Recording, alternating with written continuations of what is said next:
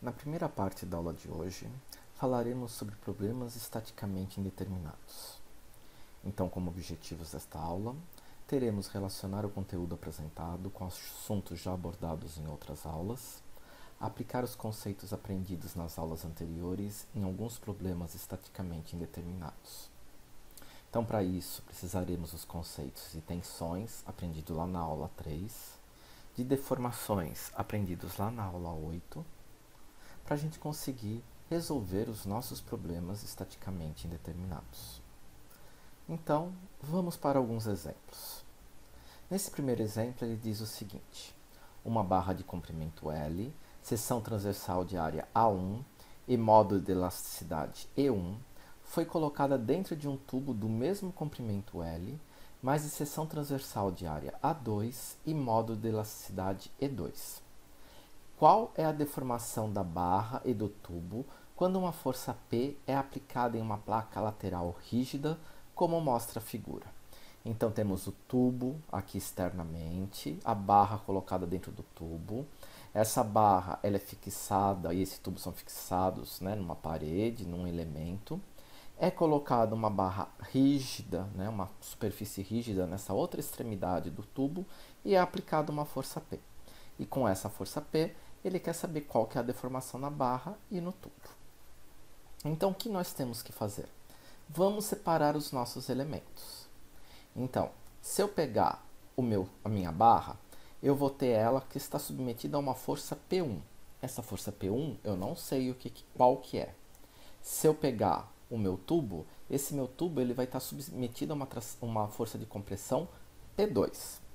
Se cada um tem essas forças que são diferentes, né, P1 e P2, eu posso dizer que o meu ΔI é igual a P1 vezes L dividido por A1 vezes E1, e o meu ΔI igual ao meu P2 vezes L dividido por A2 vezes E2. Então, temos um material para a nossa barra, um material para o nosso tubo, uma área para a nossa barra, uma área para o nosso tubo. A única coisa que é igual, né, nessas duas partes, né, à esquerda, à direita da nossa fórmula, é o comprimento L, porque ambos têm o mesmo comprimento L. Mas também nós sabemos que ΔI tem que ser igual a ΔI. Por quê?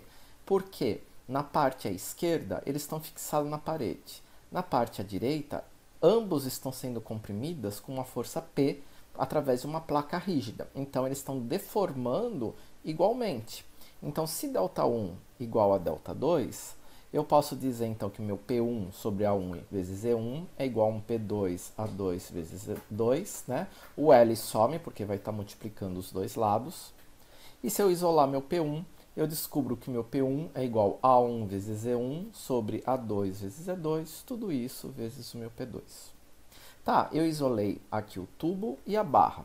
E se eu isolar a minha placa rígida? Se eu isolar a minha placa rígida, o que acontece? Se eu tenho um P1 aplicado na barra, eu tenho por ação e reação um P1 aplicado na placa rígida.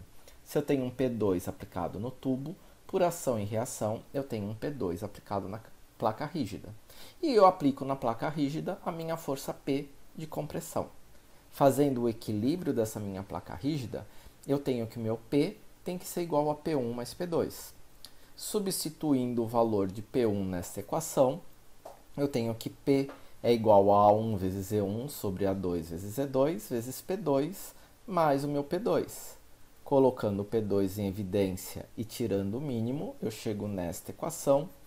E isolando o meu P2, eu descubro que P2 é A2 vezes E2 vezes o meu P, que é a força de compressão, dividido por A1 E1 mais A2 E2.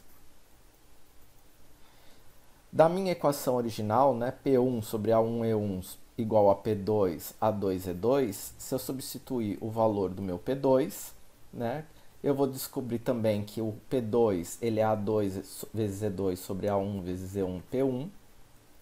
De novo, da minha equação de equilíbrio, P igual a P1 mais P2. Eu descubro, né, substituindo esse valor de P2 no lugar do P2, eu fico tudo em função do P1. De novo, coloco o P1 em evidência e tiro o mínimo. E descubro qual que é o valor do P1. Então, eu tenho agora o valor do P1 e o valor do P2. Né? eu quero saber qual que é a deformação da barra. Então, tanto faz eu usar o valor do P1 ou usar o valor do P2, porque lembrem, a deformação do ΔI é igual à formação ΔI. Então, a minha deformação, eu peguei lá a equação do meu P1. Era P1 vezes L dividido por A1 vezes E1. Né? Então, meu P1 é essa fórmula obtida aqui. Então, eu substituí tudo por essa fórmula vezes L A1E1. Simplificando A1E1 em cima e embaixo, eu descubro que meu delta daquele conjunto ele vai ser igual a P vezes L, A1 sobre E1, mais A2 sobre E2, isso daqui dividido. Ok? Antes de passarmos para o próximo exemplo, né, revisem todo esse exercício e vejam se vocês entenderam. Repitam o vídeo quantas vezes forem preciso.